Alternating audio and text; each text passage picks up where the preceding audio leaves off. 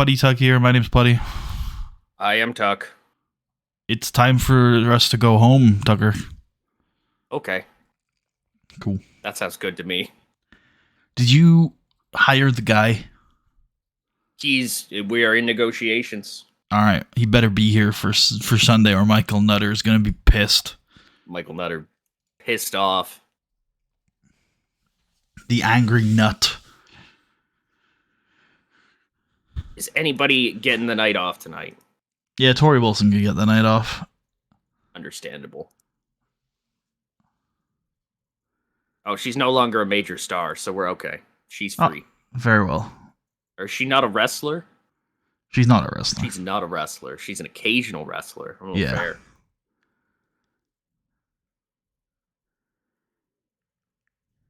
All right, where are we at?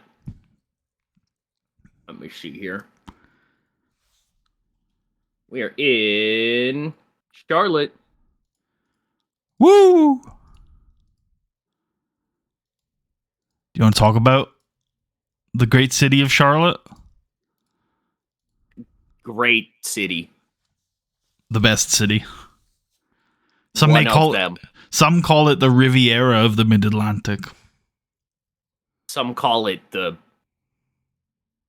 Mexico City of America. Oh, that's quaint. 217 on that there. Austin 217 said I kicked your ass a year ago. Real. William Regal's buying pizza. That's great. We're pulling ribs on Jim Ross. Also good. We're arguing. That's not so good. We're arguing more. What? Why are you two arguing?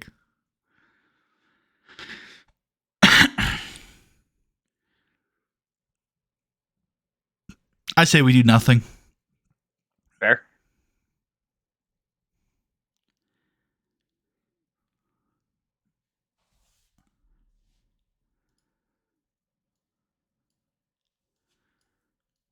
Oh. It's the Raw Imtrip. Oh. The Raw Intrip.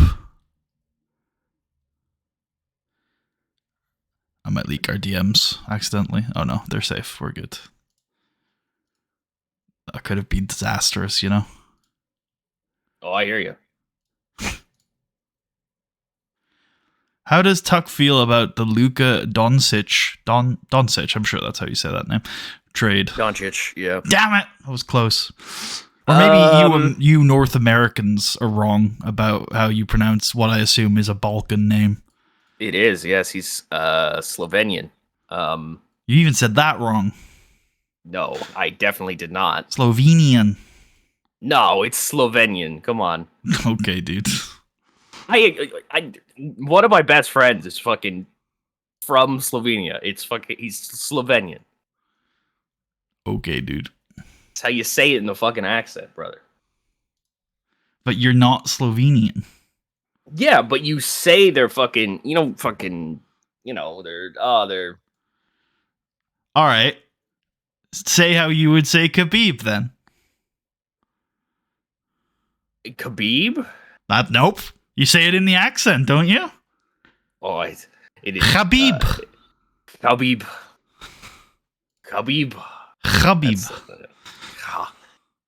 No, I can't. I actually can't. There you go. My tongue. That's why we anglify certain names, Tucker. Yeah, but you don't have to with Slovenian. Slovenia, like it's easy. You just said Slovenia. Yeah, Slovenia. That's just not it. No. You would know. Oh, wouldn't I? No. No, definitely haven't spent significant portions of my life in the study of Yugoslavia. No, not at all. No. I don't even know what you're talking about. You just said some unrelated place. I'm talking about Slovenia, dude. Come on. Oh, I see.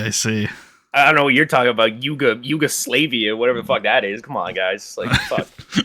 Stick with the program, Putty. Fuck's sakes. Yeah, definitely.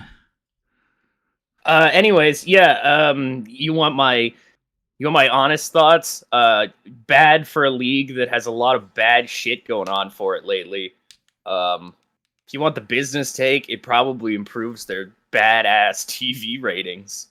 If you want my thoughts as an actual fan of the league, this is another fucking conspiracy to keep the Lakers relevant, because when the league is in tough times, they need the Lakers to be ultra relevant and have the absolute best players. And I think there's no other way to describe what has happened other than some kind of like league-wide conspiracy where they kept a lid on this so no other team would come in and take him from the Lakers, while Pelinka basically just had Nico. It's not Nico Mannion. Jesus, Nico Mannion's a player. Nico Harrison. While Rob Pelinka had Nico Harrison's ear almost exclusively, and basically just gaslit him into giving up his entire organization for basically fucking nothing for like a couple years. But they also seem to be convinced that their timeline is Kyrie Irving's timeline. And ESPN the other day tried to fucking say that Kyrie Irving was the real leader of the Mavs anyways, and that maybe Luka would never be that good. Which fucking reminds me that fucking sports journalism in America has a problem of when you're paid to talk, you say a lot of fucking nonsense. Anyways. John Cena. Right on. Is going to come out. He's going to say that these last couple of weeks have been a bit of a roller coaster for him. And that it's very, very rare that I get given an opportunity to fight for the WWE Championship and feel like that's not an opportunity that I relish. Don't get me wrong, I'm confident that one day I'm going to stand in front of you all tonight. I'm going to stand in front of you all and be able to say confidently that the champ is here again. But this Sunday, he's just not sure. You know, like he said last week, if you asked him tonight to fight Batista for the WWE Championship next year at WrestleMania 25, he's confident he could do it. But this Sunday, he's just not too sure. Sometimes in life, things come a little too soon. And even though it seems like a weird decision, you gotta take a step back and realize that sometimes you gotta build yourself up for the big occasion. You know, he's not some young kid waiting for his first shot. He's been a multiple-time world champion. And maybe it's time he accepts that not every night is his night. And then what happens, Tucker? How long is this part? 4. Okay. So, yeah, speaking of coming early. Whoa, this is not that kind of show. I guess Cena's probably going to talk back at him a bit, right? I don't know if he is. I think he's just going to look there a little dumbstruck. Speaking appearance. Yeah. Yeah, if you smell. Do you smell? It's The Rock. You smell. We haven't seen The Rock in like 4 years. Yeah, I think his last appearance would have been WrestleMania 20. International movie star Dwayne The Rock Johnson is here On Monday Night Raw. What is he doing here, Tucker? He gets in the ring. He looks at John Cena. And he says, You disgust me. You, John Cena, have taken the mantle of this company on your shoulders, like it or not. It goes the way you go. Nobody else has the power to take this to the top like you do. Batista can talk about it. He can go do his media stuff. I've done all that before. I've seen it. I know that they're vaguely interested in wrestling, but they don't I like the get idea that Rock calls him Dave. Sure, yeah. I've seen the things that Dave has been doing on the media. They don't get it. Not like the way that these people get it. Not like the way that you, John Cena, you get it. You have the chance to once again establish yourself as the premier attraction in this company, as the champion of the world. And you're gonna pass that up because you're not ready. What in the bluest of blue hells is wrong with you? Get yourself ready. You have 6 days now. Figure it the hell out, John. Backing down is not an option, and you know it deep down. So find your balls, put them on for once, and take the goddamn match. Go see my new movie. And then he leaves. Don't see the stairs. He just plug his movie? Was that what this whole thing was about? In cinemas March 3rd. Yeah, like literally, he's like, "Go see this." Like, do you think I backed down when I was offered the role of a lifetime as the Mummy? do you think that when they came with me for the pitch for the Tooth Fairy, I told them I'm not quite ready? No, when greatness finds you, you accept greatness. That's great. I genuinely think you should say something like that. Fantastic. How long is this have? Surprise. Well, he's going to be spending a lot of time walking to the ring. Oh, yeah. Probably like 8. Maybe not that long. Maybe I think we can get away with 6. Okay. You are pussy? You are pussy. That was the thing I had said the other day, right? Where it was like, it'd be funny as fucking Rock just comes out just like, you pussy. This again, Ryland, is where I put my unreciprocated failure, if I had one. For John.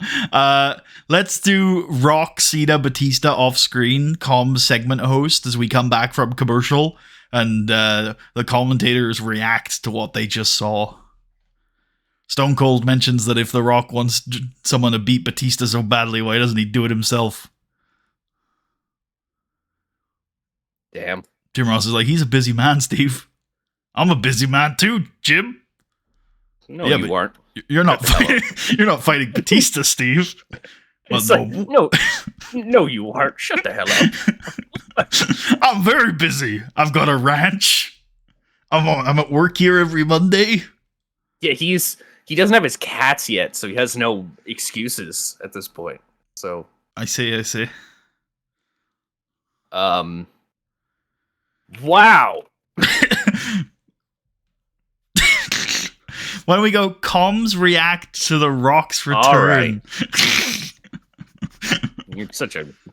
I'm such a what? So lame. You won't just call an angle. Wow. The Rock is a proper noun, so the should be capitalized. Well, actually, the better argument there is that The Rock is his name. Do you know what the word proper noun means, Tucker? Yeah, I do. Now that you say it out loud, so I'll kill you if you ever bring it up again. So, let's have Chris Masters fight Davari. Oh man, this is where I should have used my wow angle. Wow. Did you realize how fucking crazy Chris Masters is in this game? Yeah, he's fucked. Okay, you kids with your lingo, was that a good thing? Yeah, he's fucking absurd. Wait, but not just that page. Look at the next page. Yeah, that is crazy. What the fuck? Yeah, he's the next Johnny Nitro. Real. He really is, isn't he? Yeah. Let's go 3 minutes on this. Chris Masters wins with the Master Key.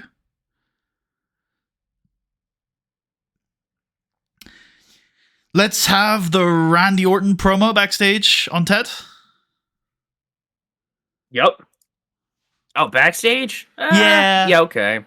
I know. I think so, though. I just can't justify wheeling anybody out there. That's fair. It's not how it was in my head, but that's okay. I feel like it. I really don't think it changes anything. It massively does. No. Oh, okay, you're joking. So yeah, Randy Orton says that he was once Ted DiBiase. He was once a young guy who wanted to do big things in this business, make a name for himself outside of the shadow of his father. Maybe a little hard for Ted Jr., but you know. in order to bring that up, he says, unfortunately for somebody of me and Ted's lineage, there's no real way to make a name for yourself. Not on your own. Not unless you do something different. Randy Orton says that he once saw himself in Ted DiBiase's shoes, and since he recognizes that, he knows what's going to happen to Ted DiBiase. He knows what happens to eager young men in this business, and the reality is that this business absolutely fucking hates the eager young man. The young guy who wants to get all right now is the worst thing in the world to these people. Randy Orton says that at one point in time, he was a good kid who just had some bad influences. But in the long run, the fans ultimately chose that he was not going to overcome those influences. He was not more than those influences. He was, in fact, worse than those influences. If you gave him the chance, there's no doubt in Randy Orton's mind that Triple H would have left him for dead in 2002. Never recruited him for Evolution. Left him as floundering as he was. And that's because Randy Orton ended Triple H's prime definitively. That man will never be on top of this company again. Randy Orton says that the fans choosing to hate him was perfect because he became the monster that everybody needed.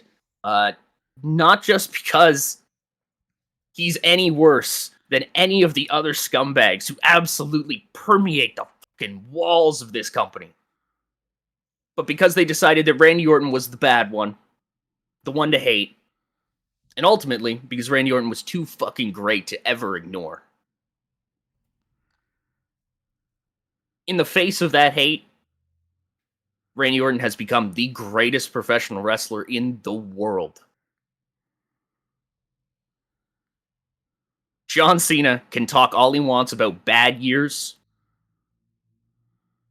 but the real reason why John Cena is afraid to fight Dave Bautista has nothing to do with Batista and has nothing to do with John Cena's personal readiness for this Sunday. The real reason John Cena won't take that match is because he knows that if he does beat Batista, Randy Orton will be right around the corner. And the real thing that's holding John Cena back is the knowledge that he will be embarrassed for a third time.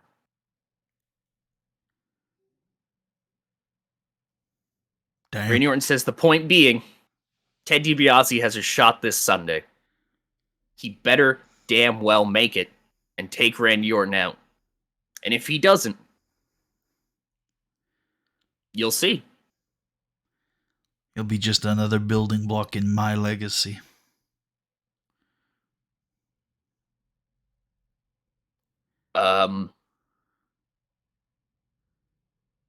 Randy Orton sees himself in Ted DiBiase. Oh shit! It's a throwback to the Okada feud. It is, isn't it? Realistically, the thing that we're just realizing is that all my feuds are just like this because I like this. True. We're not so different, you and I. All my feuds are, we're the same fucking guy, really, aren't we? Like, no, it's not true. Go 6 on this. Yep. How do you feel about this being an interview? Sure.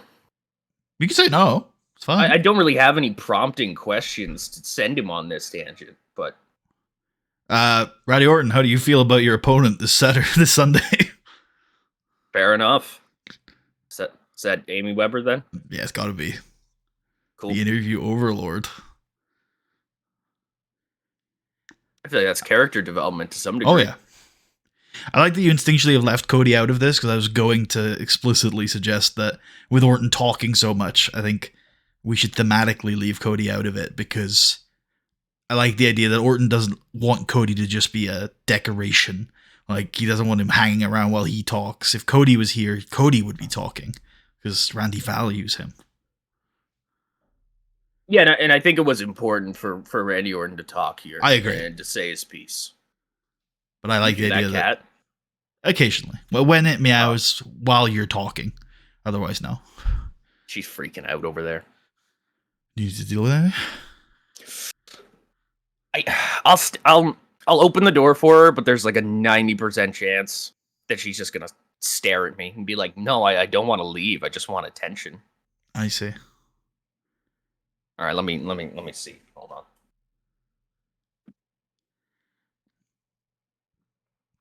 All right, we trying to legitimately leave. You just being sucky. Come on. Yep, I knew you would. Yeah, you suck. You're an ass. That's exactly what I thought was gonna fucking happen. That was very aggressive. I didn't mean to swear at you. Anyways. Later tonight, we're gonna see Randy Orton team up with Cody Rhodes, take on Ted DiBiase and Kenny Dykstra. Oh, big Kenny Dykstra. All right, hell yeah.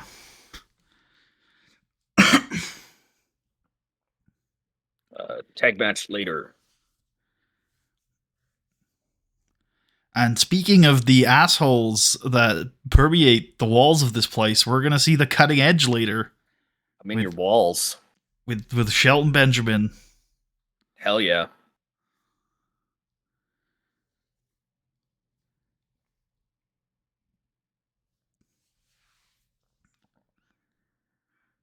Were you ultimately like all right with the things that I had said for this, or?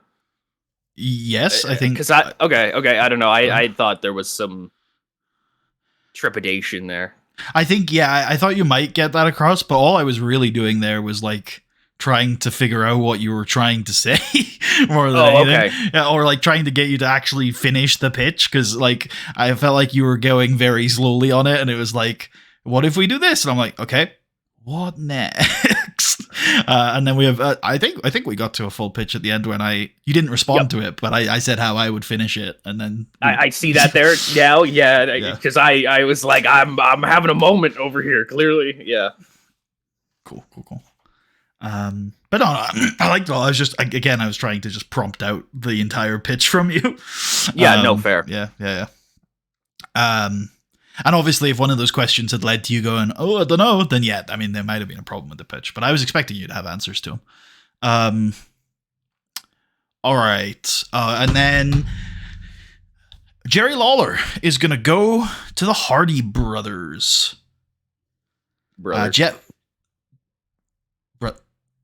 Brothers? Yeah, I know. Okay, cool. No, just making sure. I don't know. Shit. Yeah, I thought you might be. I just wanted to make sure I hadn't missed something, or one of them wasn't like injured or something. One of them died, dude. What are you talking about? Matt's gone. Anyway, Matt is looking normal, but Jeff is still looking pretty downtrodden. He's staring into space. He's got that 1,000-yard stare going on. And Jerry Lawler, we're going to confirm via the comms at the start of this angle that, hey, that's Jerry Lawler. He's putting together a Survivor Series team. And we confirm that London and Kendrick have joined Lawler's Survivor Series team. And then Lawler goes to the Hardys and he asks, hey, look, I'm putting together a Survivor Series team to beat Mr. Kennedy on Sunday and finally shut him up. Now, I know you've got a little bit of history with Mr. Kennedy, and so I was wondering if you'd like to join. And then Matt goes, oh, sure, Jerry, thank you. You know, it's an absolute honor for you to ask us. Like, absolutely we'll help. We hate that guy. And Lawler goes, well, you see, Matt, I actually only have one spot left on the team. So I was actually asking Jeff. A lie. No, it's me, Paul London, Brian Kendrick, and then I have another friend coming in on Sunday. Oh, do you now? Oh, okay. I see how it is then, Jerry. That's fine. Maybe I didn't want to help you anyways. So yeah, could leave. I don't know. I know. I like the idea of him just sulking. Okay. No, I could have left, but I like the idea of him just sulking in the corner. And after that outburst, Lawler goes, just get back to me, okay, Jeff? And then he leaves as Jeff is still 1,000 yards staring out into the distance. I just like that. I have a mystery fire. Oh, sure you do. Fuck you, man. No, I do like that. I think that's a good beat. Yeah, for sure. Let's go Jeff Hardy non-speaking appearance here. Yep. Cool. I like 4. I see where Yep. you're hovering there. Yeah, I think 4's good. I think storyline development, yeah. Fucking Matt. Yeah, sure. That's it. That's an unscripted reaction from him. Man. Yeah, true. It's like, oh, sure you do. Candice Michelle versus Mickey James. I also just realized it's not the Hardys, it's the Hardys. True. Is there possibly a Z? You're a bastard. I was only asking. Candice Michelle versus Mickey James. Oh hell yeah! Do we have that pre-booked? Maybe. I don't think so. I was gonna check, but I think we like very heavily hinted that it was gonna happen this week, but we didn't actually book it in. Oh, that's good to know.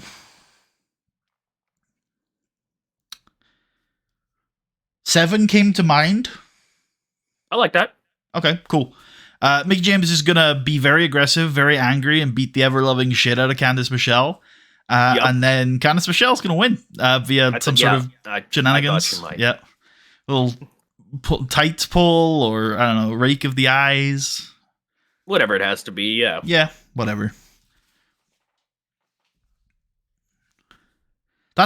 We can protect her. That's completely reasonable. And we'll even give her a keep strong if she wants that. Cool. I love this cat. Good. I wonder if after the match Mickey James should attack Candice Michelle, or Candice Michelle should. I do like the idea of Candice Michelle getting on the mic afterwards and saying, you pride yourself so much on pro wrestling because that's all you've got going on in your life, and I even beat you at this. I clearly proved that you are nothing but trash. Got her. And then maybe Mickey attacks her. Yeah, we can go with that. Or actually, we leave it at that, and then next week, Mickey, because I think last week didn't Mickey like warn her to shut her mouth, or she'll shut it for her. So maybe next week. I think they did brawl around. I don't think so. Oh no, you're right. Yeah, no, they didn't. That was just an angle that I had then at some point in my head. What about then if next week, because Mickey's already done the try and warn her thing, and now Candice is still being an absolute demon to her. So maybe next week she finds her backstage, she lays into her, and then I do like the idea that Mickey does something to affect her looks. Like, I don't know, maybe pulls some hair out or breaks her nose or something like that. Throws her into an electrical box. What's that gonna do? Kill her? Yeah, terrible scarring. Yeah, I mean, it's yikes, but in kind of a cool way. Okay, all right. It's the Candice Michelle Phantom of the Opera character. There's something there, I know. I wasn't saying it for nothing. Based and true. This is generic for me. Yeah. I wonder whether it's longer. Probably selling an injury. Nah. Okay, fair enough. I think that's more of an active thing for me. Like hard to describe, but go ahead. Okay, yeah, fair enough, probably. Yeah, like, I have to think of examples and come up with something cogent, but it's more of like the whole point of your purpose in the angle is that you're hurt.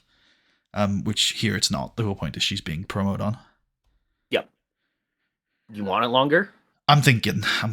What? How much? Can you drag this down, or do I not get to see it? There's another screen. Oh, I can't even drag it down.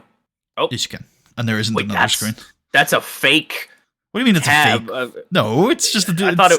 I thought it was another screen. Yeah. It's bar.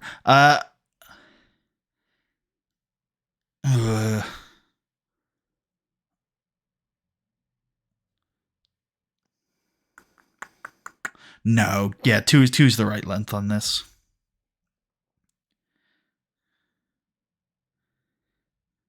Okay, backs. No, I think we have to just go right into the. Well, we need a bridge angle, so. It's this Sunday, Yeah. Buy it up. You don't have that Buy guy. it up. Yeah, there you go. Michael Nutter. Buy the show. I feel like we just have to add Michael Nutter as a celebrity to make an appearance on Sunday. I think it's just Oh, we could, yeah. Yeah, we Maybe- probably should. maybe we don't have enough time to sign him though, because we'd have to add him on like yeah, Thursday. you're right, I think. Yeah, maybe Unless we we'll did just it on Tuesday. unless we did it right now. Yeah, but then we'd have to find him and stat We have to him. make a decision, about what his stats are. We have to watch Michael Nutter promos. to It's figure true. out how We'd have to good he watch his is. early wrestling career as well and see if he's got what it takes. See how well he handles scandals for his selling stat. That's true, and mental skills as well. Like, what's his psychology like?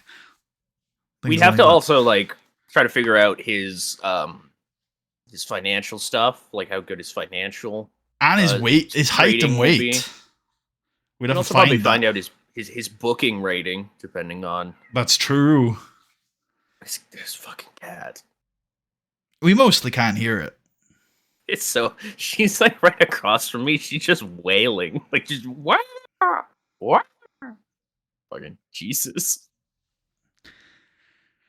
Cutting edge. Yep.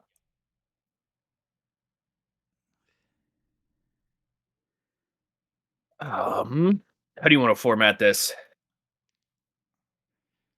Uh, 3 parts, maybe. maybe more, but we can start with 3 parts. Okay. So yeah, this is Edge coming out and Yeah, It's we'd go gonna edge segment introduce host. the. Yep. Okay. Yeah, You can just call this the cutting edge with Sheldon Benjamin. Yeah. Yeah. Perfect. I wondered about that. I don't think you need to describe it any further than that. 3 2 on the. Yep. Fair enough. And then before you go on, I think you should describe what he's saying here. Oh. Yeah. Let me grab that.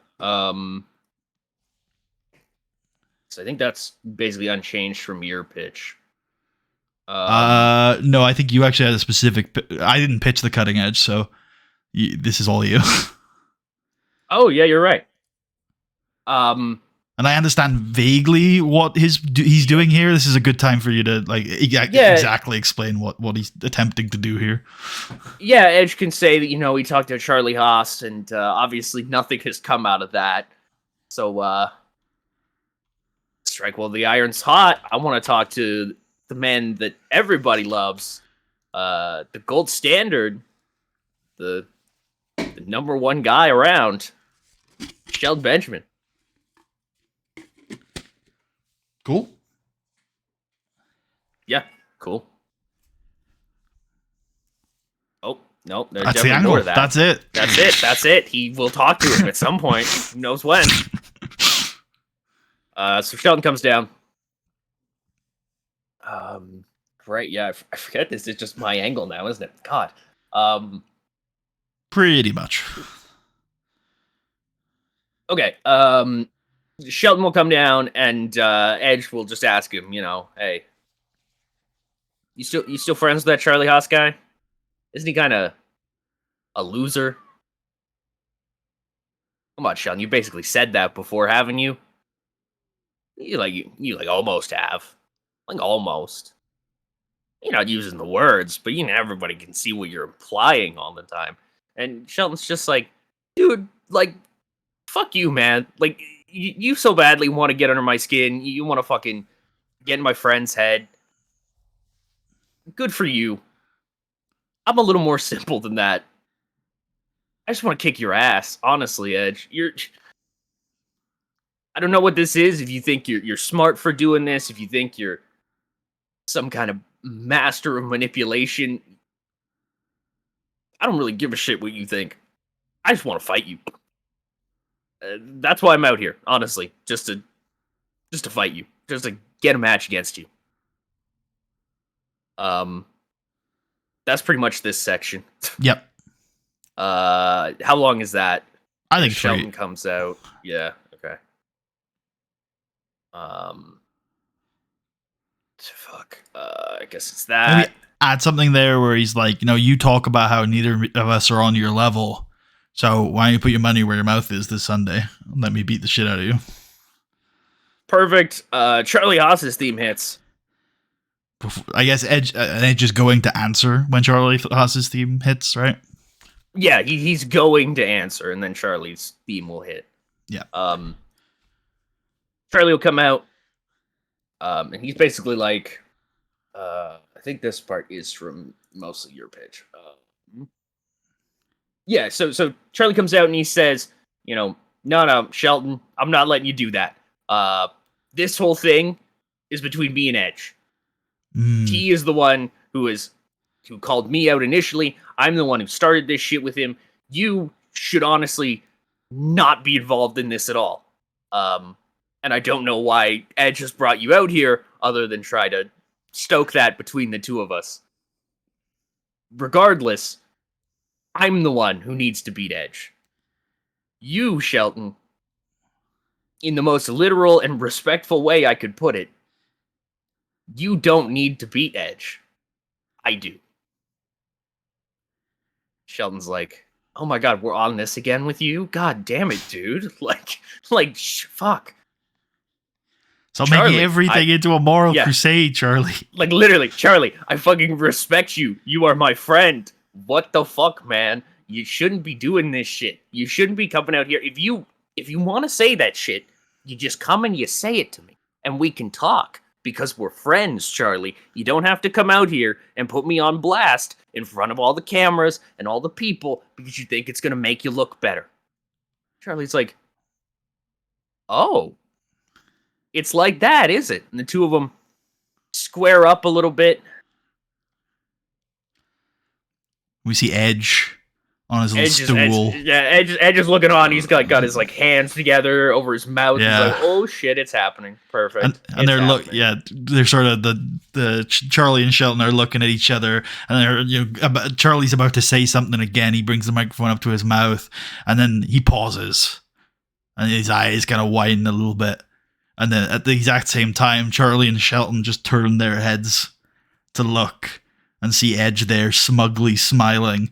Then they look back at each other, and then they in unison super kick the fuck out of him. I would say, I don't know if Charlie can do a super kick, but that's what I was envisioning as well. Like, double super kick the fuck out of this guy.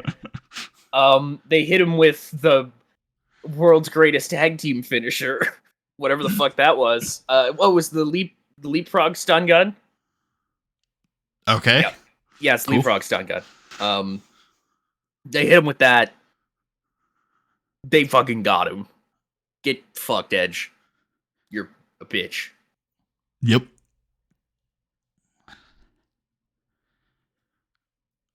Yep. 4. Yeah. And then 1 minute attacker, victim. Yep. Perfect. Edge, non-speaking.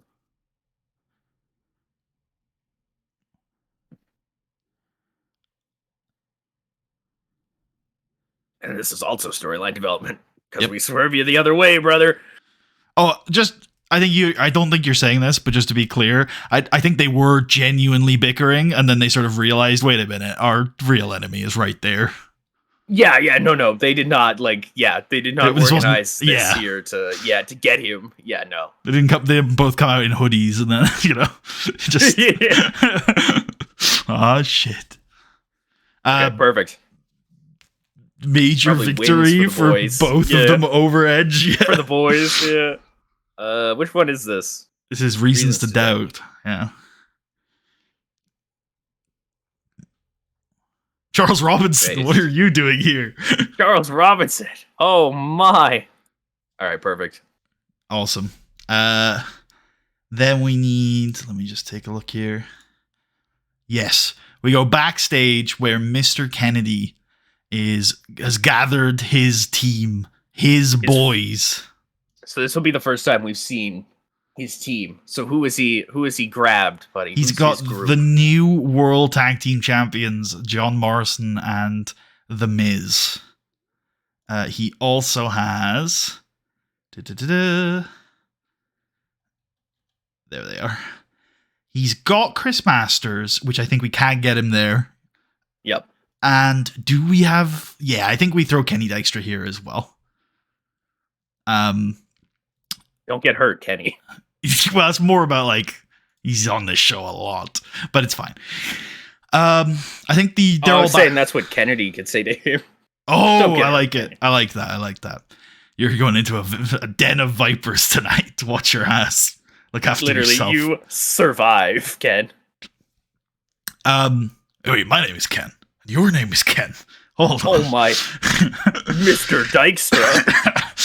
Let's go background players on all the team members, and then for Kennedy, it's I'm gonna say cutting a promo. He's basically giving them an inspirational speech. He's like, over the years, I think all of you have been in the same situation that I have been in, where you've had so much to say and so many people that want to hear you say it. But somebody in the back thinks you're not good enough to say it. Somebody in the back thinks there's something more important going on this show than what you have to say. And I know, just like you know, that there is nothing more important than what we have to say. And this Sunday, we will be silenced no longer. That old has-been, never was Jerry Lawler stands in the way of our glory. And when we beat him this Sunday, I will become the interview overlord, taking over from that corrupt criminal Amy Weber, who has ruined this show in service of her agenda. After this Sunday, I am going to be the interview overlord, and people like me and you and you and you and you are going to say whatever we want, whenever we want, for however long we want. It's going to be a new era on Raw, folks, and we are going to be the stars that we've always known we can be. Two things there. One, I'm sure the lock her up chants towards Amy Weber are going crazy. Two, the M&M boys all look at each other and they're like, hey, who would have thought, eh? All of us guys, huh? That's pretty cool. Oh yeah, true. I don't know if John Morrison. I don't know if John. I think Miz is like that. I think John Morrison doesn't recognize Chris Masters anymore. Yeah, that's a different guy who knew him. Real. Yeah. How long is this? 3, I think. I don't think we can get away with going any longer. Actually, you know what? Fuck it. Let's go 4. Yeah. Hype? No, I know what you're coming from. He is hyping them up, but not in the sense that we would use hype. I think this is generic, actually, in the end.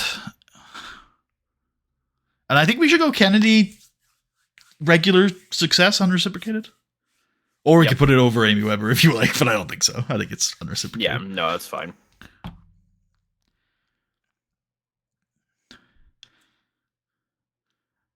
Coming to the end of the story, how do you feel about this storyline? It has gone up and down, and I'm very happy with how it's coming out here. Cool. Yeah. All right, I tried to not end up saying I really like that it's ending. That's not what I meant. My favorite part about coming to this city is that I get to leave this city. Tommy Dreamer versus Dolph Ziggler time. A main event in any arena. Anyone. All right, I think I've been thinking about this feud, and I think this is the blow off. Yep, I agree. Yeah. So I'm thinking, how does 8 minutes sound to you? Absolutely fair. Cool. It's a back and forth, and I think Tommy Dreamer tries to not when I say use every trick in the book, I don't mean he's cheating, but he's just very clever in this match. He's trying to work over Ziggler in a way and just try and take a few shortcuts, holds till 4. I think the story of the match is that Tommy Dreamer's worse than Dolph Ziggler, but he's trying to use all those years of experience to edge a victory over him. But this Dolph Ziggler kid's got too much heart and too much energy for Tommy Dreamer, and he increases the pace of the match. He does some cool fast-paced offense, and he ends up picking up probably the biggest win of his career so far. Got him. We can end the "you're old" / "I'm washed" storyline. whatever one that's called. Yeah. This man is still hella old. Cool. I gotta make sure it is that one. Yeah, okay. Backstage. backstage, Edge is, walking hurriedly through the corridors, sweaty and distressed, when Teddy Long walks up to him. He says, "Player, holla holla, just the man I've been wanting to see.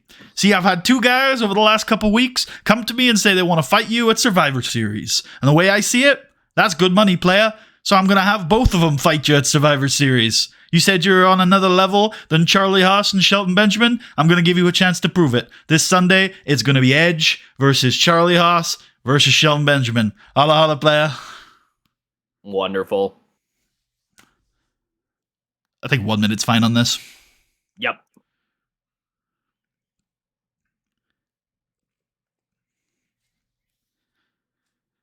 Cool. Should we go right into the main? Sure, yeah. I'm down. Cool beans.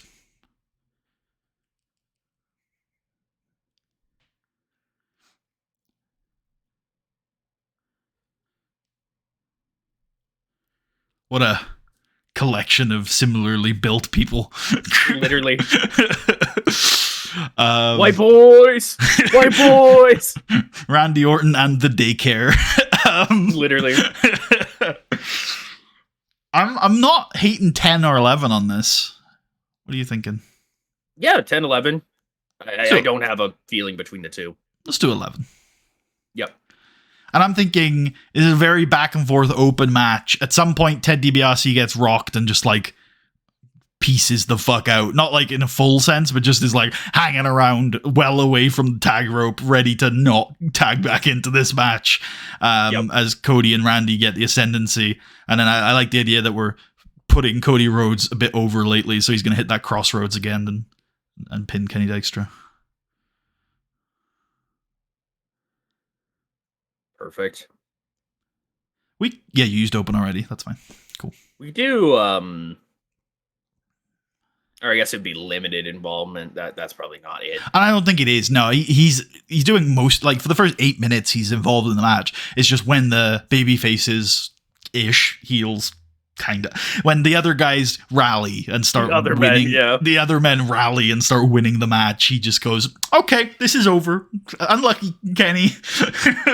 I'm not gonna help. I'm not gonna put my neck on the line, literally." Yeah, I'm not taking an RKO 6 days before I have to. Exactly. I will go to the papers if I have to, but I will not take an RKO. Let's hype up that this Thursday there is going to be a last chance battle royal for the final spot in the Elimination Chamber. Yeah, I'm going to do that with Bobby Lashley, I think. Oh, yeah. Yeah, I like that. Who are you going to go with? Oh, Trish announcing it. That's fair. I think this is just like a graphic, though. Or maybe we can go Austin and JR segment hosts, and they can be like, "Oh my god, a last chance battle royal, Steve. That's gonna be real exciting. You better tune in." Steve's like, "No, I won't be watching SmackDown." No. Perfect.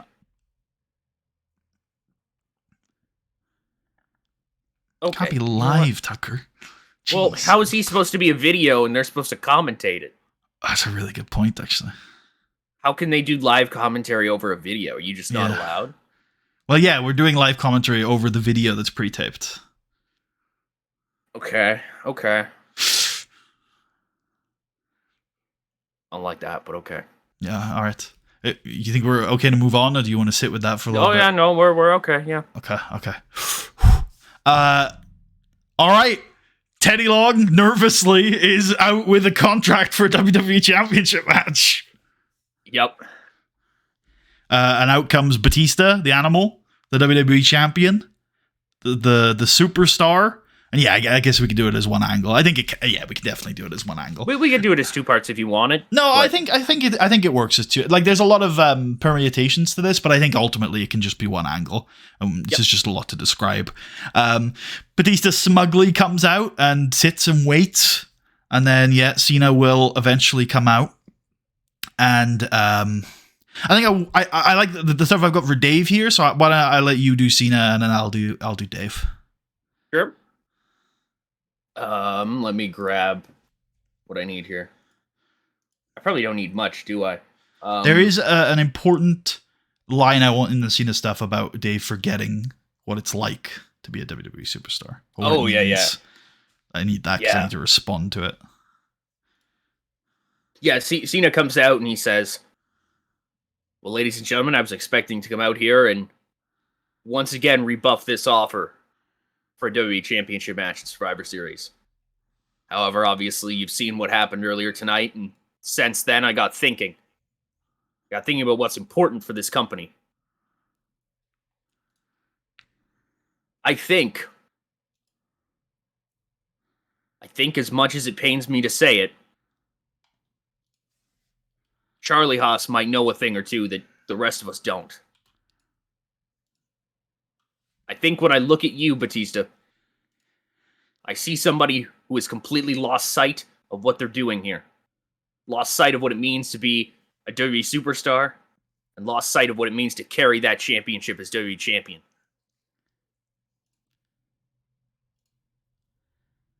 This Sunday, I signed this contract not for me, but for these people who deserve a champion who will carry that title with respect and dignity instead of whatever gaudy trash you're up to lately. And he signs the contract. Wow. Gaudy trash, is it, John? I see. You know, I would be worried about you taking this WWE Championship on Sunday and making a mess of what is going to be a massive year for this business. For ruining all of the success I'm going to bring to the business that you love. I would be worried about that if I thought you had any chance of beating me on Sunday. But quite frankly, I think I've always been better than you, John. Ever since we both won the world title on the same night at WrestleMania 21, I always thought I was the better man. And certainly this year, there's no doubt about it. I am the better man. You want to talk? You want to agree with Charlie Haas? You want to say I've lost sight of what it is to be a WWE champion? I am the most successful world champion on Monday Night Raw. I am a 5-time world champion. I'm bringing more eyes to this business than anybody else. Even you, John. Even you. I'm bringing more eyes to this business. More people are watching Monday Night Raw because of me than they ever did because of you. Guess what? When we both won the world titles, John, I went over to SmackDown and I made that the A show. And now I'm back to do the same thing to Monday Night Raw. I am here on Raw, John, because you can't do your job. So guess what? Yeah, I'm going to beat you on Sunday. I'm going to retain this WWE Championship. And maybe it's you who's lost sight. Not of what it means to be a WWE superstar, but what it means to be John Cena. Maybe you've let this business consume you. Maybe you've lost sight of what it is to be yourself. You know what? Fine. Criticize me. Undermine me. End of the day, doesn't matter one bit. He's going to sign the contract, flick the pen onto the table, and then look John Cena straight in the eyes and say, "Thanks for the payday, John." He's going to drop the mic and leave. God damn. Batista, John Cena this Sunday, WWE Championship on the line. Yep.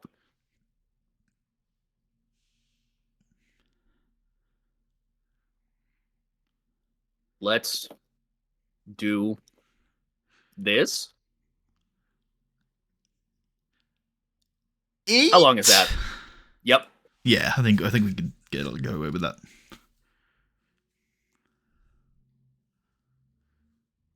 All right. Hell Raw? yeah. Hell yeah. Yeah, that's Raw. Nice. All right, what do you want here? Let's get some angle ideas. Or at least one, I guess. Nice. Yeah, let's go one more. Okay, What was the other big cutting edge? Yeah. Cool. And then storyline idea for hopefully Kennedy. Yeah, that's fine.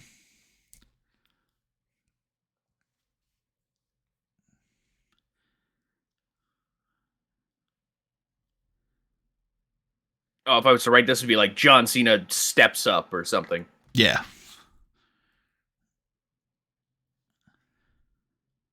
What did you want? Storyline idea? Story idea. Hopefully to heat up the Kennedy story. Yeah, cool.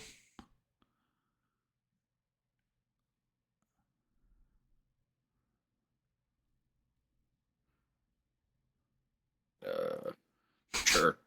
Sure. Cool. Cool. Let's do it. Let's do it. Yeah, cool. We're good. It's The Rock. The Rock! He's Rock. here! Yeah, fantastic. Yep. You are pussy. You are pussy.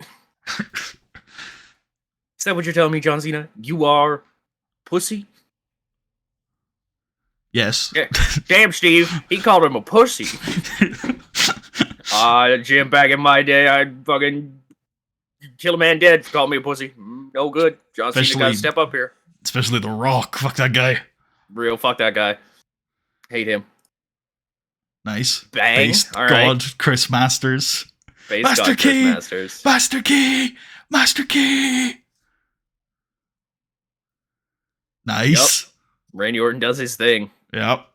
White hot. What do we have booked in for Sunday proper? Okay, we definitely have that. Cool. Cool. We got this later. We got this later. We've also got 2 matches booked in for Sunday that are technically booked. You know, we've got the Survivor Series tag, which is booked in, but we're never going to actually book in. Oh yeah, I can book that in. Yeah.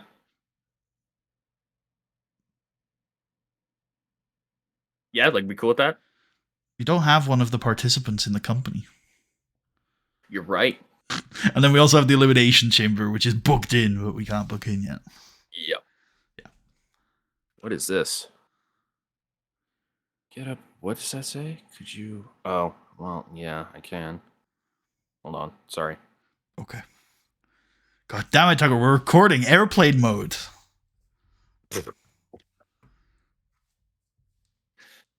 Cool. Yep. This is Jerry Lawler trying to get the Hardys on board. Just Jeff, actually. Yeah. He doesn't. Yeah. Women. Okay. It's pretty good. Yeah.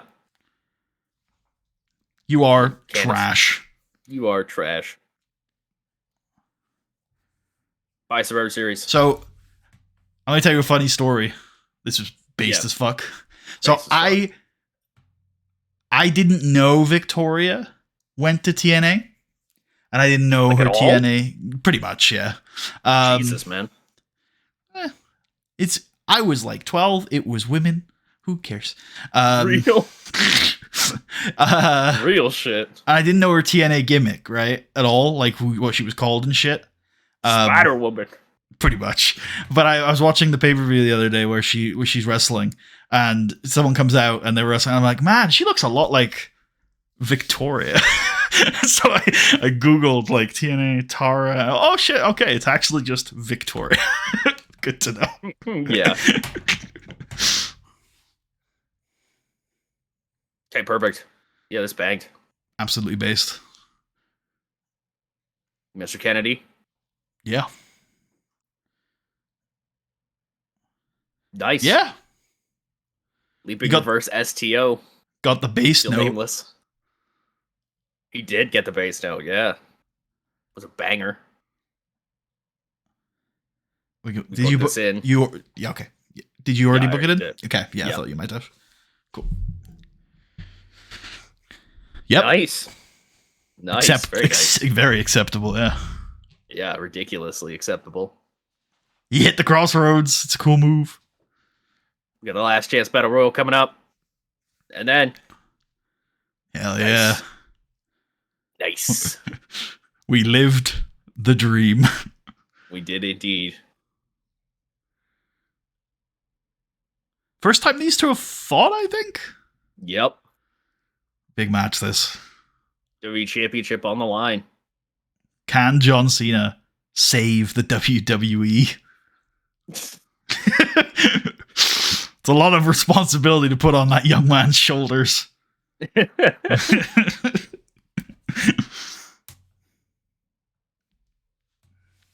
All right. Now, SmackDown. I had quite a lot of notes for Raw today. My notes for SmackDown are there is a battle royal. Base. I have some ideas of some stuff, so it should be okay, but it's definitely not going to be. We're going to have to book some stuff, Tucker. We're going to have to actually do our job. Oh, no. Oh, no.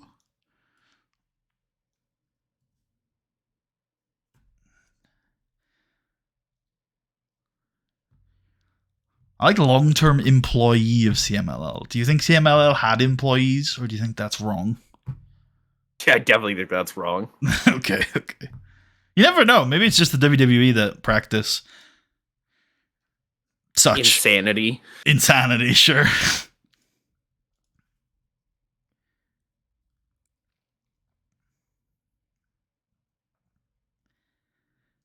Steve Krutz. It's gotta be Krutz, right? No, it's Steve Cruz for sure. Cruz, yeah, you're probably right. What about Cruz? Steve Cruz. Steve Cruz. How would your Slovenian friend say it? Steve Cruz. That was racist as fuck, dude. No, I'm kidding. I don't give a fuck.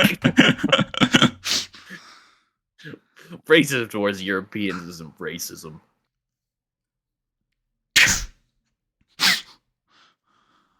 Yeah, argue that. Come on.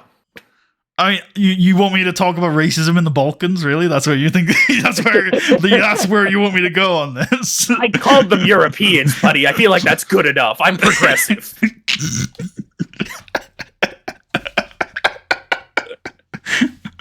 Fantastic. Anyway, there's a lot of layers to that. Yeah, there's a lot of layers to that. I called them European. I'm progressive. That's so good. Hell yeah. Oh, nice. Anybody off here at all or no? Don't think so. Okay.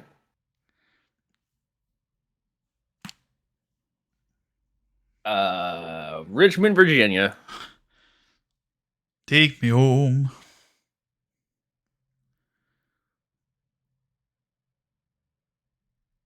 $185. Nice. Oh, send her away. Oh, wait. Chavo Guerrero demands he be made a locker room leader. Okay. Yeah. Yeah, I agree. Yeah. All right. Yeah. Sure. I agree. Yeah, everybody's happy except for Kevin, which is fair. Yeah, you're out of here, Kevin. He's not even here. Yeah. No. Kevin has to ring. About it. He calls us up. He's like, "Boss, I'm not sure about that Chavo guy." Let's pull a rib on Chavo Guerrero. Just a minor one. Nice. Fair. Ribbed. Can I show it off now? I can. Look at him. He's in this group now. Whoa. SmackDown is now very heavy on the locker room leaders.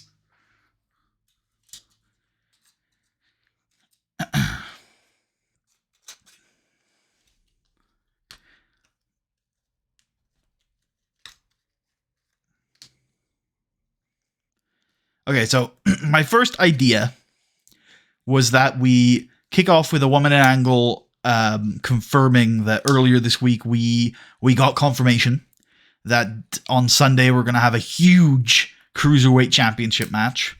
And then, if you remember what that Cruiserweight Championship match is, my pitch would be to have a quick tag team match here featuring the participants. Ooh, okay. I would have had... I mean, we still have not done the promo. What's the promo? You still got to call him Piscosis. That's true. Although I don't... because of the way the divorce has affected the timing and stuff, I feel like we hold off on continuing the singles feud until after Sunday because it's not a singles match. Okay, fair enough. Yeah, fair enough. You know what I mean? Like, we're not building to a singles match right now. Oh yeah, right. Yeah. Okay, I see this. I think you forgot that we're not actually entirely. doing. Yeah, entirely. Yeah, I had no clue about this. So I'm like, oh yeah, okay, that seems cool. You did at one point. I think I maybe pitched this actually. So maybe I don't think so, but maybe. Oh, okay. We Fair were enough. going to do a singles match on the last SNME, but the divorce got in the way. I was thinking of, I was thinking of Mania the other day, and I was like, we should do like a non-ladder multi-man for the cruiserweight belt. You did pitch that. Yeah. I didn't get back to you. I No, will. that's fine. I just threw it out there. I was just like, that's an idea I have. One thing I want to verbalize. I'll verbalize half to you, and I'll verbalize full later. I said this back at WrestleMania 24, but I understand that you might not remember that far back. Yeah, absolutely not. There are people in the cruiserweight division, I feel, who have earned a singles match at WrestleMania who did not get one over the last 2 years, and I would be very keen to give it to them. Understandable. Yeah. All right. So now are you on board with this tag team match? Yep. All right, let's do the angle first then, with the comms confirming that earlier this week we learned that on Sunday we're going to get Roderick Strong. Nope, not Roderick Strong. Christian. The curse of the cruiserweights is happening again here, where at first I was confusing Greg Helms with Roderick Strong, and now, crazily, I'm confusing Christian with Roderick Strong. Anyway, Christian is going to defend his Cruiserweight Championship against Psychosis, Rey Mysterio, and Alan Jones. Big.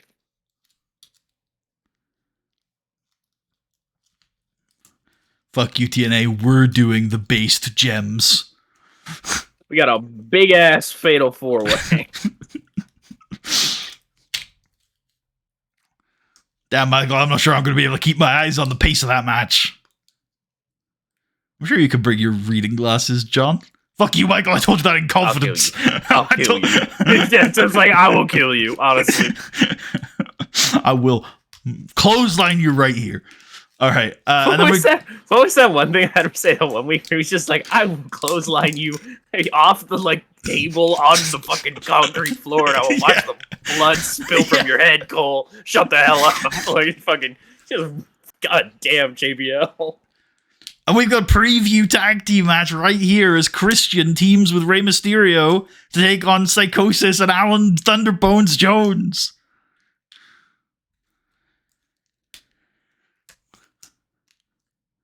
Hell yeah. I think 9 on this. Yep. Not the match it could be. It's just a preview. Yep. And I think the whole point of this match is we're going to very rarely see Christian and Psychosis in the ring at the same time. Because we are, obviously, I think that's become quite a hyped feud. And obviously there's flips occurring in this match. I think Ray and Bones are going to be the main flip merchants sequence wise in this match. Flip merchants. That's flip great. merchants, yeah. And but we will get some glimpses. I think we'll start the match with Christian and Psychosis, and Christian will run at Psychosis, who will jump out of the ring, run around the ring, run back into the ring, and then quickly go and tag in Thunderbones Jones. Fantastic. Yeah, just Psychosis trying to just stay away from Christian at all costs, and we will get a little bit of it, but we won't get much. And also, I think we should play on the fact that Thunderbones does not like Psychosis. He's never liked Psychosis as a person, and certainly now, as he looks at Psychosis, he sees him as a very immoral individual.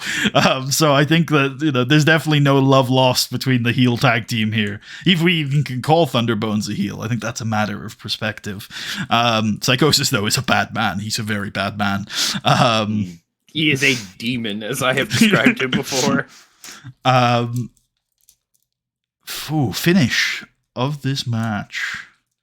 I think it's got to be the Masked Man, or the Masked Man and the formerly Masked Man. Yep.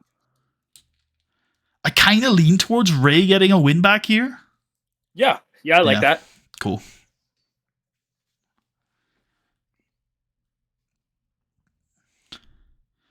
So, I've just had a thought. I mean, this is fine. You can book this in. This match is done. But I've just had a thought.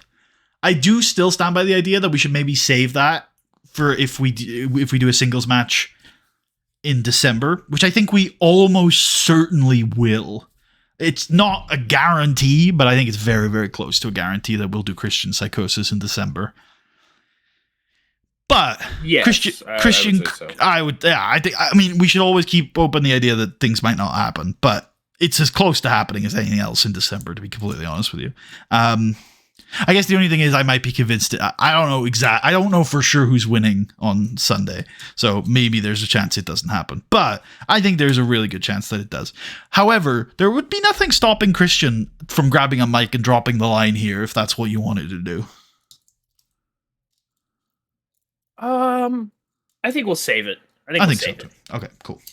We'll have the option again on Sunday to drop it early if you want to. So you'll have another chance to back off and drop it there. Otherwise, we'll save it for after. Okay, cool. Do you mind if I try to free this cat again really quick? No, absolutely. See if she'll take it. Try. Hold on. Where are you, doll? Let's go. I'm sure you want to go do things. But does she want to do things? She went for it. Oh my god. She's gone. Thank fucking God. Anyways. All right. Wonderful. Since I'm not coming up with anything right now, should we have Deuce and Domino run down the Elimination Chamber? We certainly can. That's great.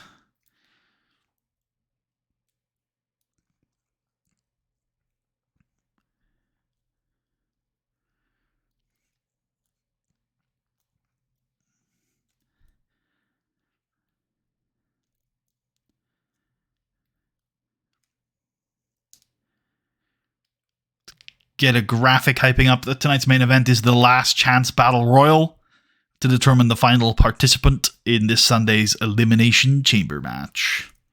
Yep.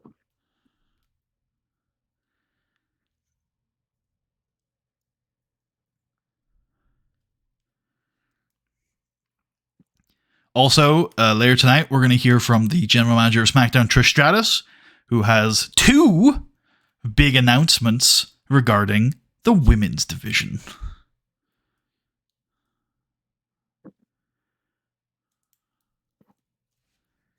And then let's go backstage to an interviewer who is with Kelly, who asks her what she thinks about the big announcements later tonight. And she says she does not know what they are, but whatever they are, she is ready for them. She's so excited to keep working her way up in this business. And she dreams that one day she's going to become women's champion so that she can set a good example for all the young girls in the crowd who want to become WWE superstars. Wonderful. 2 works on that. Then let's do Tyson Kidd versus Kofi Kingston. Nice. One of these men is over, right? Oh, Kofi's over. Oh, Kofi's well over. Okay, yeah. Good. 5 minutes. Yep. Get some of that innovative Kofi Kingston offense. The big stomp, the big chest stomp from standing that he does. Yep. The overhead kick. I don't know what to call it, but like when Kofi's in the corner and Tyson runs at him, and then Kofi like slips out to the apron and then does a kick over the rope. Oh, funny enough, you know what that was called in the video games? Go ahead. That was called a tiger feint kick, which is the 619. Oh, I see. So it's a wrong name for sure. Yeah. But it is kind of what it is, right? Yeah. So, yeah. And then Kofi will follow that up by climbing to the top rope and hitting a big high fly flow. Big. Boom drop. Trouble in Paradise. 1, 2, 3. Kofi's ready for this Sunday. Perfect. Evan Bourne appears on the stage and claps. Wonderful. 1 minute working the crowd on both of them. Actually, working the crowd on Bourne and non-speaking appearance on Kofi Kingston. He's gonna clap. He's gonna like point at Kofi, and he's gonna clap. Foreshadowing. Yep, I love it. Cool. Let's check in with Bobo. How's he feeling about this Sunday? He's overcome all challenges. Has Bobby Lashley been eliminated? Did he make it into any of the WWE title elimination chambers in the last couple of years? I don't think so. No. I don't think so either. The only one he would be in was, I think it was the 06 one. The January 06 one. I'm curious enough that I am going to go check. Because I don't think he was. I don't think he was either, but there's a non-zero chance that he was. He was fighting Renee around that year, I believe. Or maybe that's a bit early. No, I think he was fighting Renee around that time. I'm going to type Rev. No. New Year.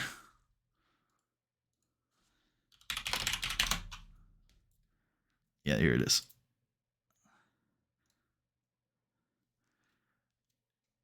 He's in it! Oh, all right. Good for him. Bobby Lashley, Rene Dupree, Johnny Nitro, Triple H, Shawn Michaels, John Cena. He had a performance of 46. What a base god. Bobby Lashley's going to say he's overcome every challenge so far, and he's, I'm sure people are sick and tired of hearing the long list of guys that he's fought. But make no mistake about it, Bobby Lashley is one of the most successful world heavyweight champions of recent memory. But this Sunday, he's gonna have his toughest challenge yet. Crystal, I've been inside the Elimination Chamber. I know the kind of carnage, the havoc that it can place on your body. And listen, I've always had a little bit of a regret in the last 2.5 years since I stepped in for the first time. Because last time, everybody inside that Elimination Chamber knew the level of threat that I posed and made sure I was eliminated first. And I never really had the opportunity to show people how dominant I can be inside that environment. So don't get me wrong, it's going to be chaos. I'm going to have everything up against me if I want to retain my World Heavyweight Championship. But so far, every single man who's qualified for the Elimination Chamber, I've already beaten. So I'm still confident, and I'm looking forward to Sunday for my next challenge. Wonderful. Go 4. Yeah. I don't know if he was actually eliminated first. That's just what the game said, but that was before we could pick, so maybe we disagreed. So, yeah. It's hard to say. John Cena makes defense number 11 of his WWE title. That's big. Fortunately, he lost it immediately afterwards. He lost it right after. Yeah. He finally kind of... Oh, we heard old Tucker there for a second. Apologies, Vodlitz and stream. All right. Hold on. I need to ban a bot. Suspicious user. Yeah, you could say that again. Almost make me think it's not a bot. What the hell? Okay.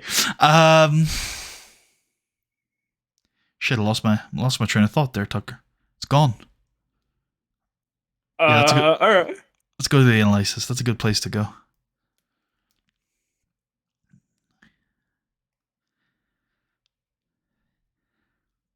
I don't know whether I want to hear from all the other Elimination Chamber participants tonight. But what else would they do? Yeah, I agree. We should definitely hear from Drew McIntyre. Or is this the week that the Highlanders start their feud? We've already done Highlanders versus Jesse and Festus, right? Yes. Well, who else would they feud with?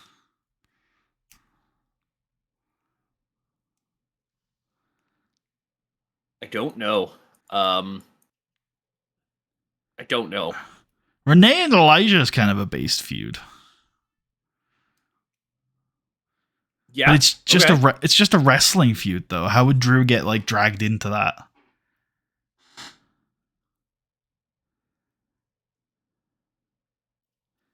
That's a good question. Unless it's with the tag champs. and Drew gets dragged into it by just trying to help his boys win. And then it's not really him getting dragged into it, but when he gets like beaten up by the big meaty men, he starts blaming his boys, when in fact it was Drew putting his nose where it doesn't belong. Okay, I like that. Yeah. Yeah? Yeah, I like that. Okay.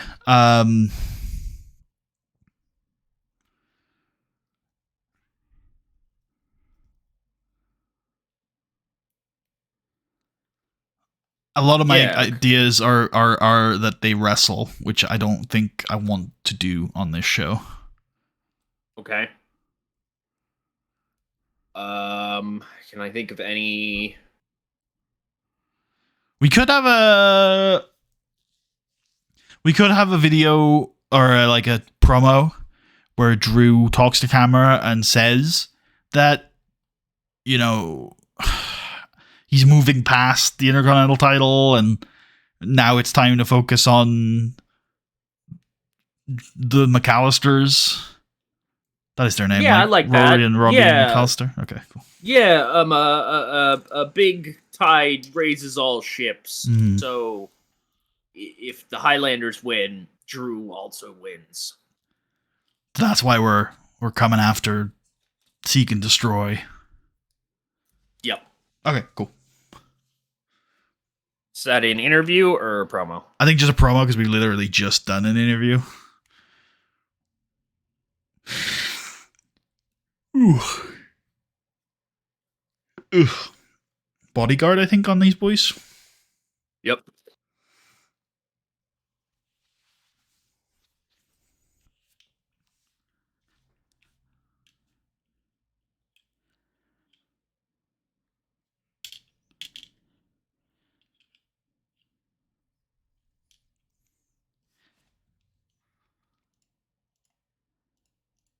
Three? Yeah.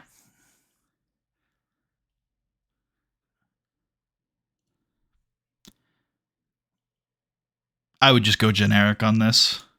Okay. I know where you're coming from, but I don't think it's significant enough to cross that boundary for me. And then let's do an ad featuring Shelton Benjamin, hyping up that tickets are available for the 6th of December, Charlotte, North Carolina, Saturday night's main event. I like it. That's to me, I don't even know, 28? 8. Maybe? Yeah.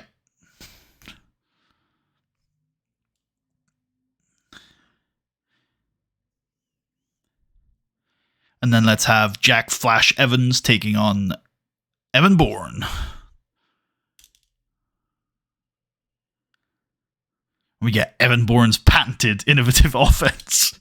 Woo! Including... Oh, that reminds me. We might have had the conversation before, but can we go and change the Shooting Star Press to call it the Airborne? Yeah, I'm pretty sure it's called that. We have that. Air Africa. Oh, huh. That good enough? Or sure. All right, Air Africa it is. Airborne.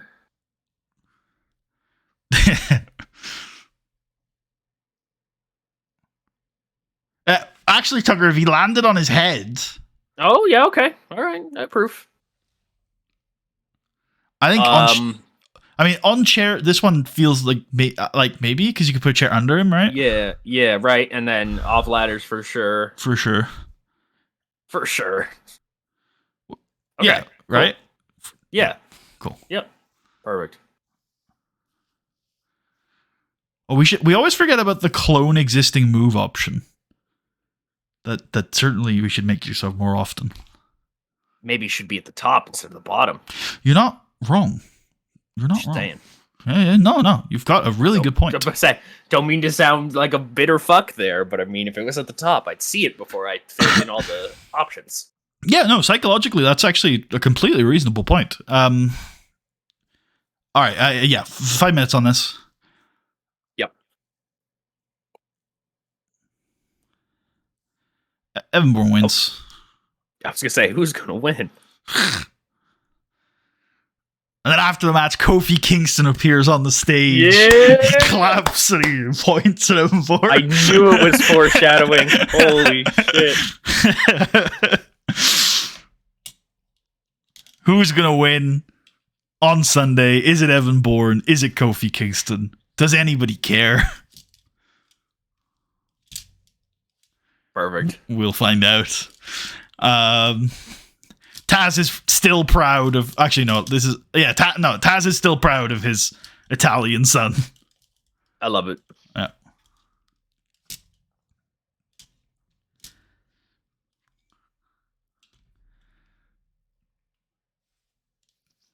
His Italians. His Italians. He loves his Italians. There are two of them. How long on that? 2. Yep. Trish Stratus. Oh, sorry. I think generic.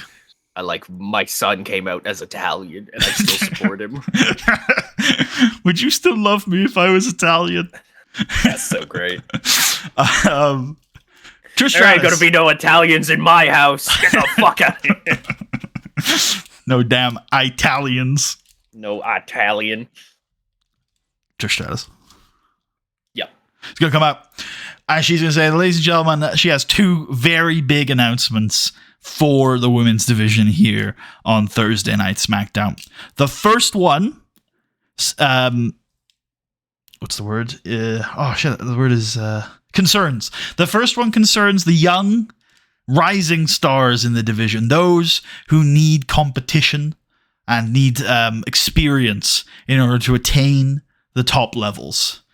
And that is why here on SmackDown, she wants to create a women's division that is rife with opportunity and that has a number of untested, unseen talent that are finding their feet in professional wrestling and finding their identity as professional wrestlers. My voice could not finish that sentence. So, she is very proud to announce the Diva Search to find the next SmackDown superstar. Jesus. There's some sort of emotion there that I can't read. Would you like to elaborate? I'll refrain. No, please. I didn't see this coming. That's all. Okay. Are you positively or negatively surprised? I don't know. That's fair. I've been mulling on this for a few weeks. I thought it made sense. And then here... It does. I think it does make sense. And I don't know what we're... be, like, good. Yeah, I don't know whether we're going to do a lot of on-screen segments with this or whether we just let it all play out off-screen. I don't know whether we go and get some new woman or whether we use this as an opportunity to debut someone from Dev. There's a lot of ways we can go with this, but I just think as a concept, it makes sense for Trish to do this. I like that.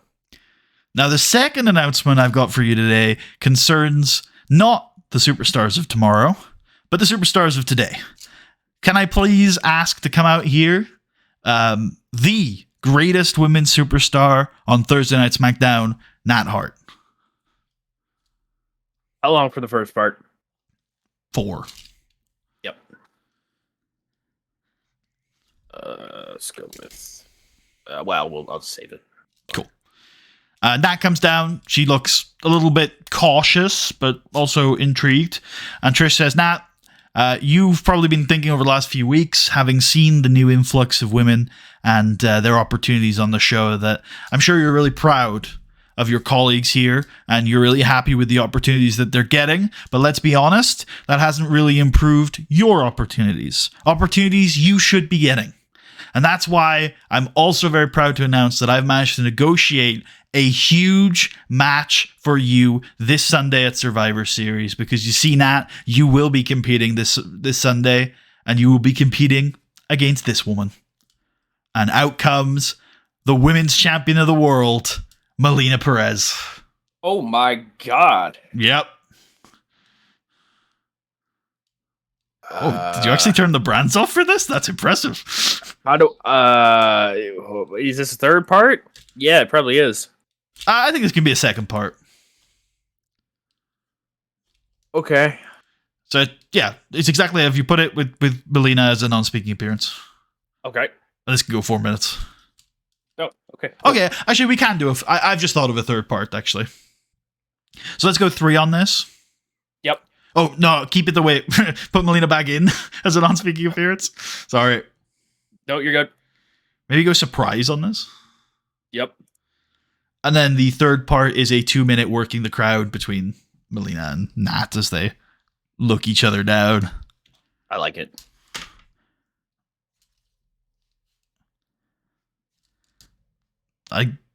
Yes, perfect. I completely agree. Cool. Nat versus Melina. It's not at Survivor Series, was it? It is Survivor Series. I thought so. I was like, damn. And originally it was for the women's title, but now that I'm thinking about it, maybe we just make it non-title. I'm cool with that. Yeah, more of a Cool showcase exhibition match. It also means Nat can win, and it also gives Real. Nat some stuff to do maybe next season. Perfect. I wonder if after 2 years, one of our premier women is going back to the women's show. Kind of ridiculous, isn't it? I mean, we did it to force ourselves to make a women's division on this show, and it kind of worked. So I don't know. It's been halfway. Yeah, I mean, I'm pretty impressed with SmackDown's women. I'm not in some ways, Raw's current women are the SmackDown women of last season. Or in some ways, that's true. Yes, Candice Michelle probably is the most successful example. Surprisingly. Okay. Shit. There was a lot of brain moving quickly, and now it's stopped. Yep. Yeah. The main's going to be quite long. Do you want to book the main in here, and we'll just see what the hell's left? We can do, yeah. Yeah, we can. It's not going to be 40 minutes, I'm sure, but I think it's 20 man. I think I looked at this earlier. I think it's 20 man. All right. Well, it would help if I get the right people here. Exclude already booked, which you already have. Make sure it's men only. And then just, I guess, yeah. Okay. We got. Oh yeah. So when I add the estimate of 20, I did kind of forget that 5 people are already gone. Let's try it. Kurt Hawkins. Yep. Deuce, Domino, Nakamura. Drew can be in it. Elijah, Festus, Finley, Helms, Swagger, Jesse, Pred, Renee, Robbie, Roddy, Rory, Santino, Shark, Shawn Michaels, The Big Show, The Idol Stevens. What? Oh, okay. We can I think it might be a decent idea to take out some of the people who've already lost the qualifiers, like Greg Helms and Roddy Strong. Yep. And we can put in Nobunaga. I think we do want to put in Zack Ryder as well, which means we can take out Finley.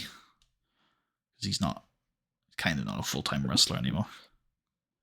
Perfect. How do you feel about that? I like it. Cool. So we are going to go about 8 minutes, first of all, with all of the usual Battle Royal stuff, the shoving, the pushing, the throwing. Yep. The pushing, surviving. Let's go. The pushing. And we will go down to a final 2 of Shawn Michaels and Renee Sebastian Dupree at about 8 minutes. That now, can I? I think you can, yes. Oh my god. I don't think we're going to do that. I think I can do this, though. Spoiler! We're going to go down to Renee Dupree and Shawn Michaels, who have a 5-minute match. These two have fought each other before on Raw for the Intercontinental Championship. It's a back and forth. Renee tosses Shawn Michaels. He celebrates to the crowd, but Shawn Michaels survives and skins the cat and then sends Renee over the top rope. And Shawn Michaels, who wasn't even supposed to be in the match, is going to Survivor Series. He is the 6th man in the Elimination Chamber. He did it. You said 8 and then 5, so 13? Exactly right, yeah. How do we feel about Shawn Michaels adding a bit of an edge to Shawn Michaels in that Gregory Helms is coming out? So I'm going to pitch this. Gregory Helms is coming out, and then Shawn super kicks him and enters the match instead. I dig it. Question is it pulling too much attention to Shawn?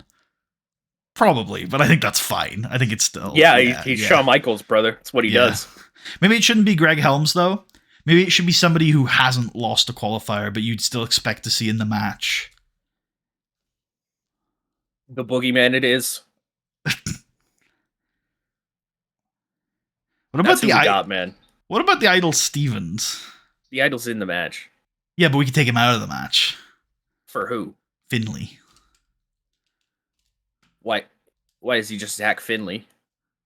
Because I think Finley is less... what's the word? Less notable. Okay. Oh, walk me through your trepidation, because I think I can. I don't think this guy's supposed to be notable. He's just supposed to get kicked in the face, and then Shawn's in. I think we want to care that he's replaced him. I also think it would be interesting if this person comes after Shawn later. Okay. Yeah.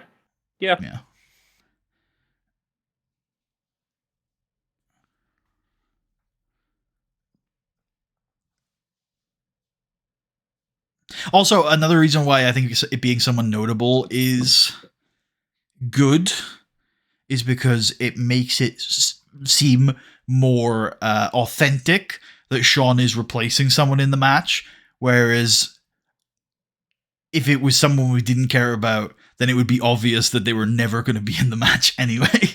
They were just there to be super kicked. Yeah, that's fair. That's fair. Like when I watched the fucking Rumble the other day, and they had Akira Tozawa come out, and it was immediately clear to me what's going to happen, and then it did happen, and I was just like, "Yep." There you go. 4. Yep.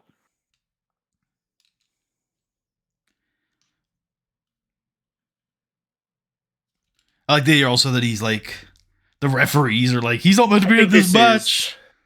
I think this is serious. No, we don't use that note. I know. I just do it now to piss you off. Oh, nice. You didn't piss me off, but you did catch me off guard. I assumed that you had forgotten, and I was in the mood today where I was just trying to be like helpful. You know, it's like a child who puts his hand in the fire. Some days you shout at them, but today I was just going to move your hand out of the fire and smile and say, "No, Tucker, do not put your hand in the fire." I think this is a surprise. Yeah, that's a good call. I like that the ref's like, he's not been in this match, and Layfield is like, this fucking guy, man. Why is he here? What an asshole.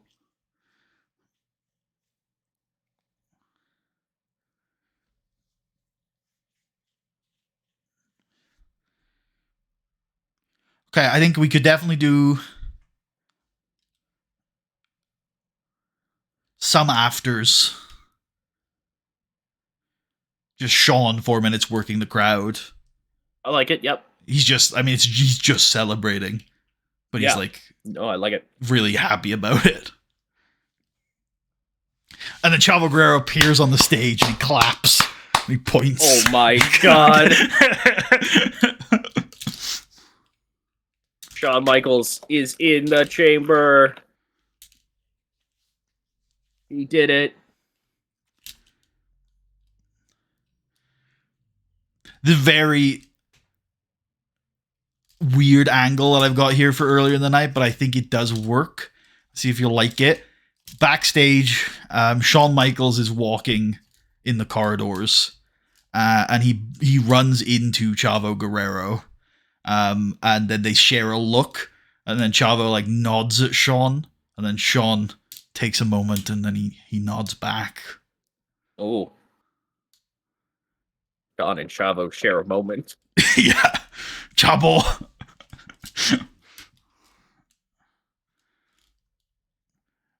Two. To fill in the subcontext here for the audience, that these two, it was Chavo who beat Shawn 2 weeks ago. That's fine. It was Chavo who beat Shawn 2 weeks ago. to enter the Elimination Chamber, and in the build up to the match, he took issue with Shawn's passive waiting for Destiny to come to him and told Shawn that he had to take Destiny into his own hands.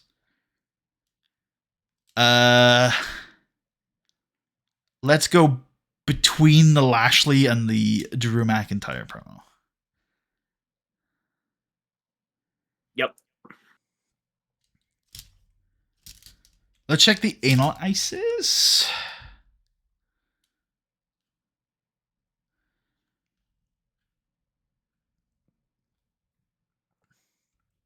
Is this a 4-minute Triple H interview where he says he's going to win the chamber and become champion and fuck Randy Orton for saying that shit on Monday? My prime's not over. I like all that except for the last part. Fuck you. He doesn't watch Raw. No, I liked your Randy Orton angle. I just don't think Triple H should respond. He shouldn't. Yeah, he shouldn't grace it with a response. We're not setting up a Triple H Randy Orton match. We're specifically staying away from that right now. This is the era where it's danger. It's danger. We do not go anywhere near that match that killed the business, brother. But I think Vladimir Kozlov should crash this interview and tell Triple H he will smash him on Sunday. Okay, so this is the ground. Like 2 minutes then, and then 2 minutes of Kozlov talking. I think they're both talking at each other. He's like Triple H. I think 2 minutes of this, and then 2 minutes of character development for both men. Yep. He's like, I will smash you. I will become WWE champion. I beat you once. I will beat you again. Triple H's like, nah, you fucking cheated, you Russian prick. All right, based. I'm the only one. You know what? You don't know what an Elimination Chamber is like, bro. It's like so much steel. I'm the only one who's won an Elimination Chamber. Because of that, I know who you are. You used to be real good in the 90s. He's like, fuck you, man. All right, my prime was like 2 years ago. I mean, I'm still in my prime. Do you know I was Intercontinental Champion for a year? Wonderful. I think this is like 4. Yep. And Triple H, like, I like the idea that Triple H goes to, like, hit Kozlov at various points to, like, punk him out. And Kozlov just stands there, completely unmoved and with no intention of attacking Triple H. And Triple H is like, and he just leaves. I like it. Let's do it here so it breaks up the 2 in-ring things here. That's good. I didn't even realize that was happening, so, yeah. And that could just be SmackDown. Yeah, you want anything here? Let me check the storylines of SmackDown.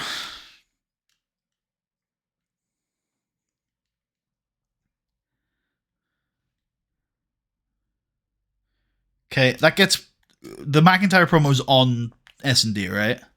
Yep. Cool.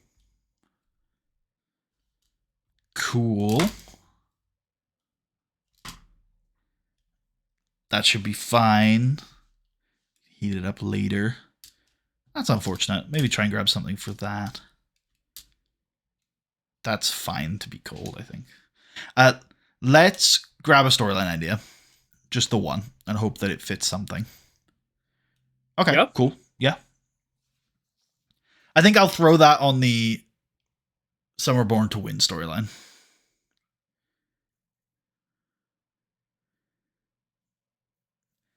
And then... Cool. No, don't worry. It's not in creative ideas. It's the main event. I want you to progress via note the Elimination Chamber storyline.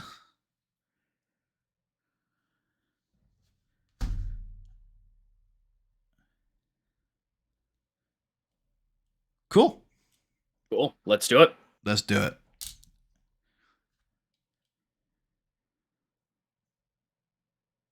Yep. Oh, we can book this in? Yep. Great.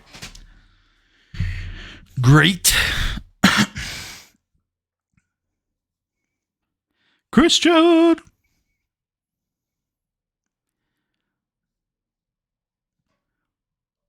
What a fucking match, by the way.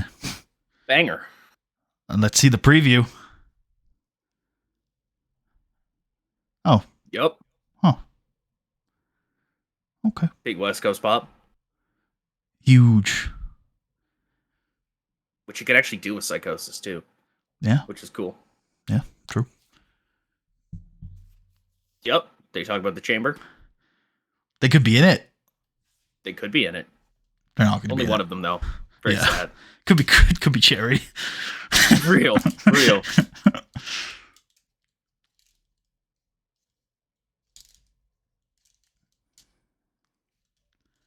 Yeah. Nice. Yeah.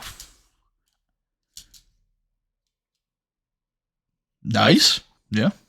68. Drop. Boom. Big.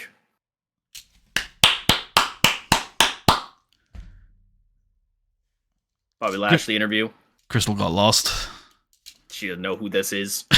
Who is this man? Sean and Chavo nod to each other. Oh, we need to change. Yeah, this is Sean's new gimmick. Nice. Yep. Great. However, he can never lose again. He can never talk either. No more talking. Done. I mean, understandable. Does that mean the DX promos are ruined? Ruined. It's over. Shit. S&M tickets available. Nice. Airborne beats Flash Evans. Airborne. Airborne Clapping. Gets clapped at. Airborne gets clap. Why'd your parents name you Air, you fucking freak? Freaking weirdo. Literally. Why'd they name you Kofi? I love my Italian son. He will beat all of you. Yup. We can book this in. Yup. Exhibition match. Inter-promotional match. The winner of this gets the number 30 slot at WrestleMania at the Royal Rumble. WrestleMania, yeah, that's it. Yeah, that's it. That's the one I got, yeah. Yep. Vladimir Kozlov with the big carry here. Really, yeah, for sure. Yeah. It's all about him looking dreadful. Also, there you go. I told you people would pop for Idol Stevens getting attacked. Kicked him in the head. Here we go. Shawn did it. Shawn did it. Oh no. Yoshihiro Nobunaga sustained the chronic upper back pain during this match. I don't know how that happens, but fair. Let's have a look what the game immediately decided. are just like, that's a chronic pain. Jack Swagger was eliminated first. Big Show, then Predator, then Elijah Burke, then Rene Dupree. I like Burke and Rene probably turning on each other a little bit here at the end, and that's Rene tosses him out, and Burke looks at him like, "How? What? No!" And then Elijah's like, Renee's like, "Shrug. It's all business." And he gets super kicked. Thanks, Taker. Shawn Michaels he did it. Is going to Survivor Series. We can book it. Who's in the Elimination Chamber? It's the same 6 guys who've been in every main event on SmackDown this year. Oh, we just have like a chamber or something it's called? Steel Chamber? There is a Steel Chamber match. I feel like, didn't we literally do something to like reduce the non-wrestling time of this though? That would be Steel Cell, maybe? Or maybe it's just called Elimination Chamber, not 6 versus 6. I was gonna say, were we fucking stupid? We were. We would never find that. God, that was a dumb choice. Yeah. Okay. It's Shawn. It's Try. It's some other guys. Bobby Lashley's here for sure. Vladimir Kozlov, Chavo Guerrero, and The Undertaker. Perfect. I like how I said it's the same guys who've main evented every show on SmackDown this year, and you still couldn't figure out the 6 guys. No, I had no clue. I'm like, I don't know. Could be anybody. Okay, fair enough. Can we call it World Heavyweight Championship Elimination Chamber? Or WHC, I'm fine with. I'm fine with WHC. We do.